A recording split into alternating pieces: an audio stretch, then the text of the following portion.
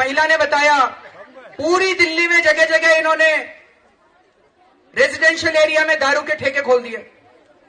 सबसे ज्यादा गड़बड़ यहां पे होती है दारू के ठेकों में, दारू पी के वहां पे गड़बड़ करते हैं। तो ये व्यवस्था की जाएगी कानून के अंदर कि अगर उस इलाके की महिलाएं प्रस्ताव पारित करके सरकार को दें कि ये ठेका बंद करके कहीं और शिफ्ट किया जाए, तो सरकार को वो प्रस्ताव मानना पड़ेगा और उस दारू के ठेके को बंद करके उसको वहां से शिफ्ट करना पड़ेगा। महिलाएं कैसे इकट्ठी होंगी उसका अरेंजमेंट किया जा सकता है आरडब्ल्यूए के जरिए या मोहल्ला सभाओं के जरिए, लेकिन अगर वहां की महिलाएं इकट्ठी होकर प्रस्ताव पारित करेंगी कि ये शराब का ठेका बंद किया जाए, तो वो शराब का ठेका बंद करके उसको वहां से हटाना पड़ेगा।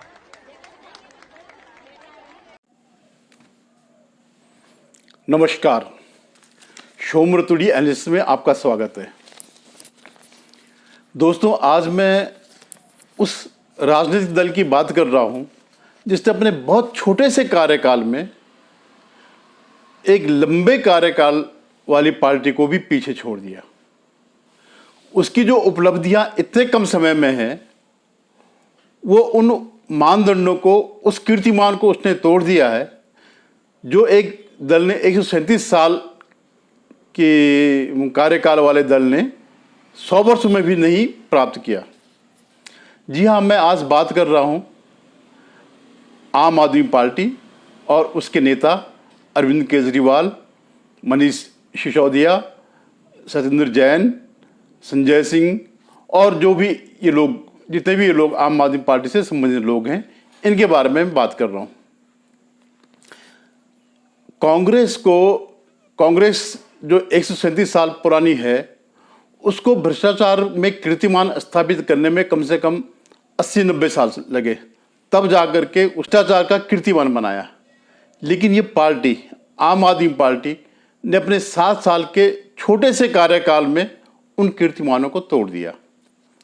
भ्रष्टाचार का जो कीर्तिमान कांग्रेस ने बनाया, उसको आम आदमी पार्टी ने तोड़ दिया। 2015 में ये सत्ता में पहली बार आई थी दिल्ली में, और 2022 चला। आज इनके इतने कच्चे चिट्ठे खुल रहे हैं, इनके भ्रष्टाचार के इतने कच्चे चिट्ठे खुल रहे हैं कि एक मंत्री तो इनके सत्येंद्र जैन ऑलरेडी 3 महीने से जेल में हैं, मनीष सिसोदिया भी लाइन में लगे हैं, अमानुल्लाह खां वो भी अंदर बाहर हो रहे हैं, उनको भी बैड कैरेक्टर की जो है सरकार की तरफ से पदवी दी गई है। और ऐसे पता नहीं कितने लोग हैं जो अंदर गए। अभी 2 को कोई झा और दो एमएलए जिनको सज़ा सुनाई गई।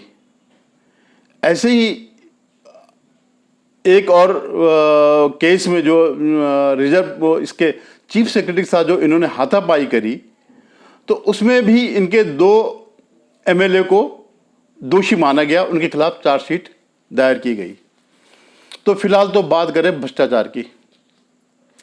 एक छोटा सा शहर नुमा राज्य है ये दिल्ली जो है, कोई न तो यूपी जैसा बड़ा राज्य है, न कोई फुल फ्लेज्ड राज्य है।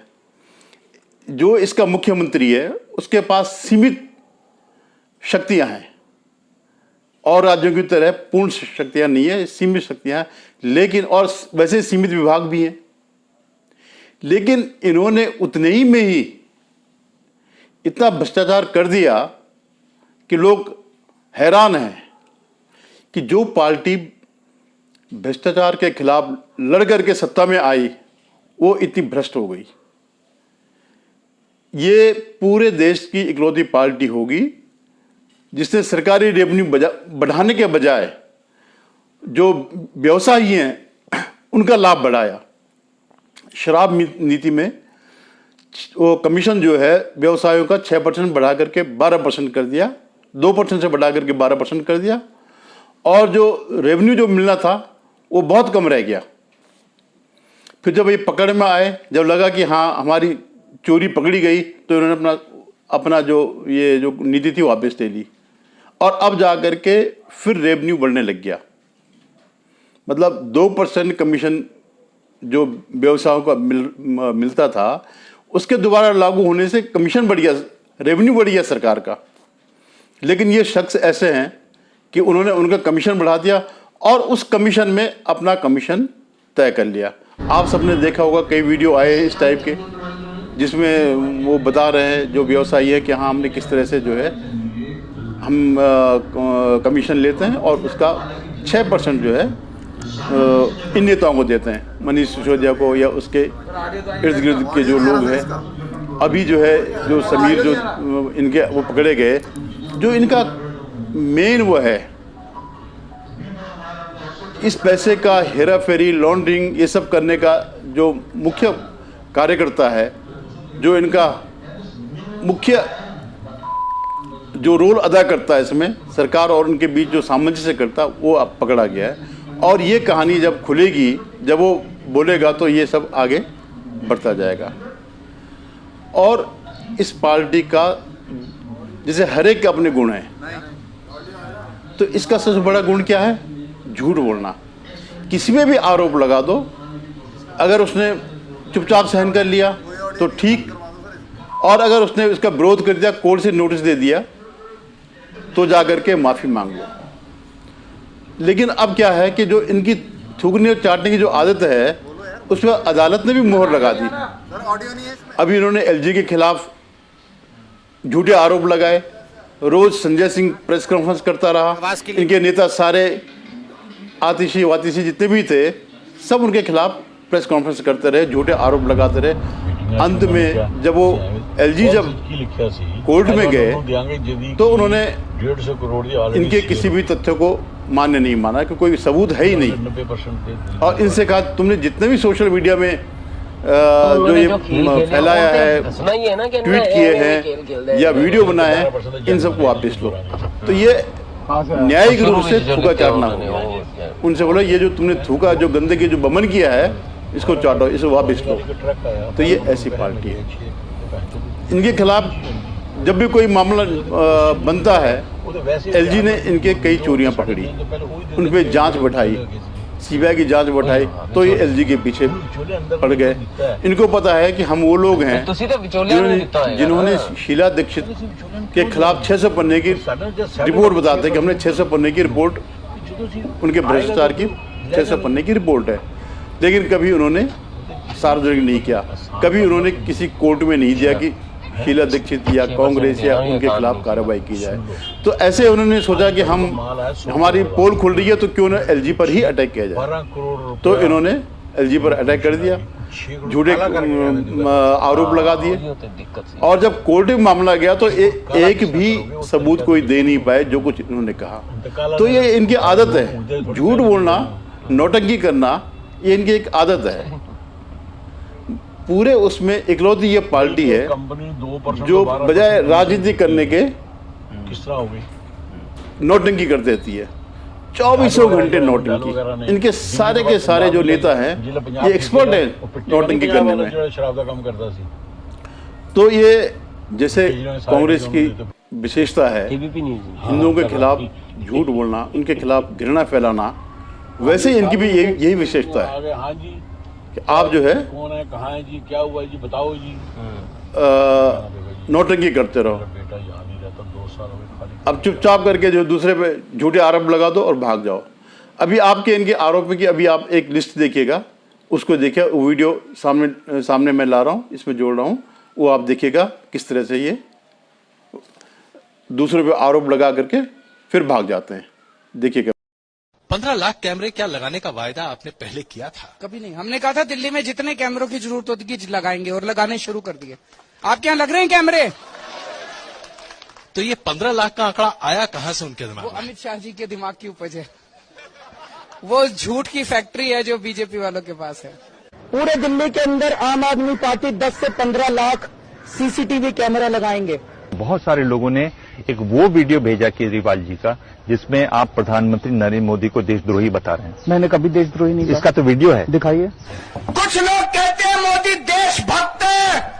आज आपकी जिम्मेदारी है जाके कहना कि मोदी जैसे बड़ा देशद्रोही कोई नहीं है। दोस्तों, तो आपने उस पर सवाल उठा दिया। बाटला हाउस का उन्होंने जिक्र किया। कब कि उन्होंने कहा कि ये फर्जी एनकाउंटर कहा उस बाटला हाउस। मैंने तो नहीं कहा, मतलब मुझे नहीं पता, मैंने प्रधानमंत्री जी का भाषण नहीं सुना, लेकिन अगर उन्होंने ऐसा कहा तो गलत कहा, झूठ कहा।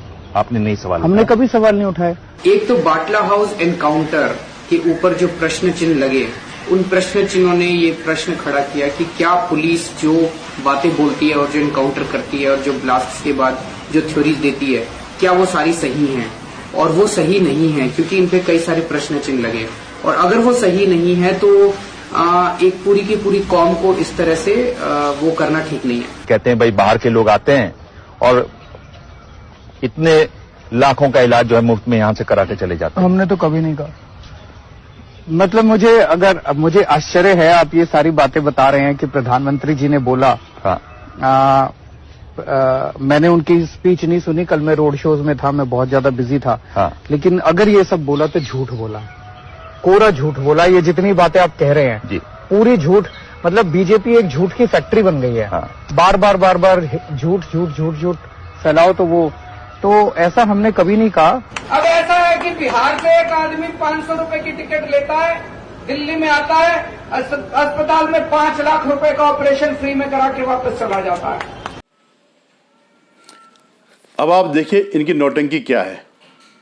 अभी इन्होंने गुजरात में एक नौटंकी करी, एक ऑटो वाले को उसके घर में खाना खाने पहुंच गए और पूरे उसमें जाहिर कर दिया कि जो है देखिए हमारा कितना प्रभाव बढ़ रहा है।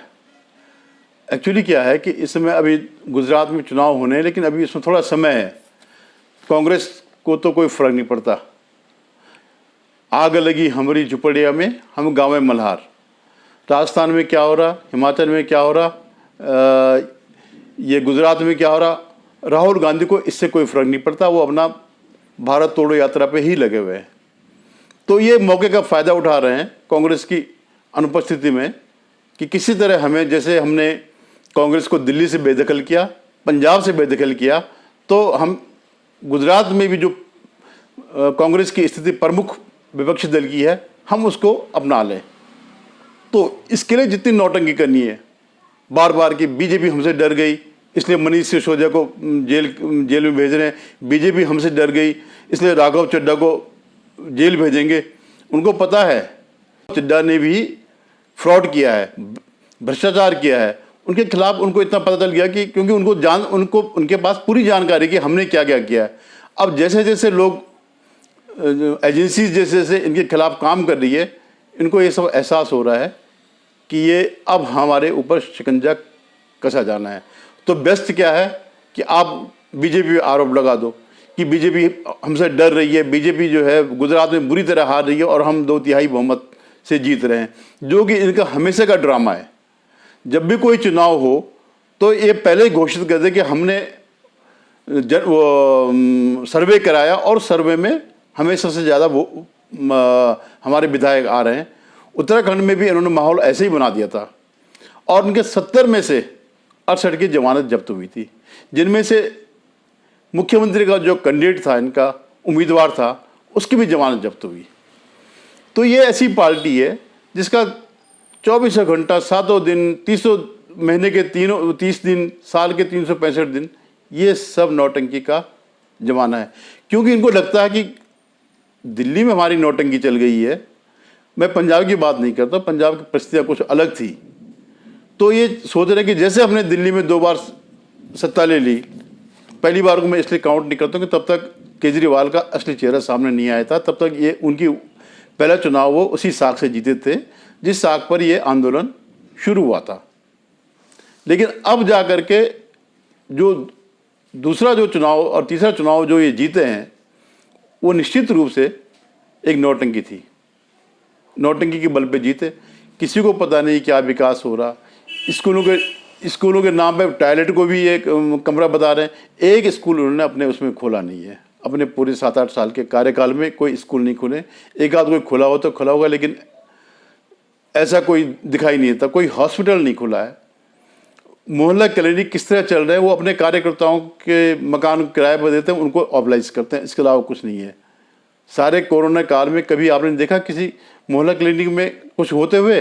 कुछ नहीं। ये सब इनका एक वो है, जाल है, भ्रम फैलाने का वो है।